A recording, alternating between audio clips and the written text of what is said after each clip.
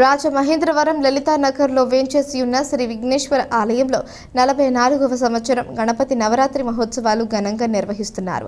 Lalitanagar friends circle ఆధ్వర్యంలో జరుగుతున్న ఈ ఉత్సవాల్లో భాగంగా బుధవారం ఆలయం వద్ద గరిక పూజ, లక్ష్మీ గణపతి హోమం భక్తి శ్రద్ధలతో నిర్వహించారు. భక్తులు తరలివచ్చి స్వామివారిని దర్శించుకుని తీర్థప్రసాదాలు స్వీకరించారు.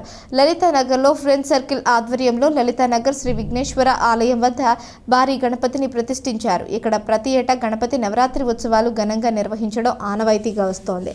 బుధవారం ఉదయం మాజీ కార్పొరేటర్, ఆర్జేపురం కోఆపరేటివ్ అర్బన్ బ్యాంక్ మాజీ డైరెక్టర్ ఇసుకపల్లి శ్రీనివాస్ దంపతుల చేతుల మీదుగా గణనాథుడికి గరిక పూజ నిర్వహించారు. అనంతరం జరిగిన లక్ష్మీ గణపతి హోమంలో ఇసుకపల్లి శ్రీనివాస్, రత్న దంపతులు, నరసింహారావు, సుజాత దంపతులు శాస్త్రోక్తంగా పూజలు నిర్వహించారు. వేద మంత్రాలతో వేద పండితులు లక్ష్మీ గణపతి హోమాన్ని జరిపించారు.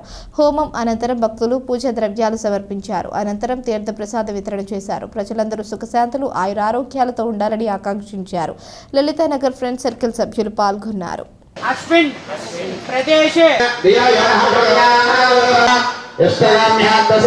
ఓం కృష్ణవత్ని నమః భవం జాతవేదసేన శ్రీనేశకారే స్వాహా స్వాహా అగ్నేయంతో స్వాహా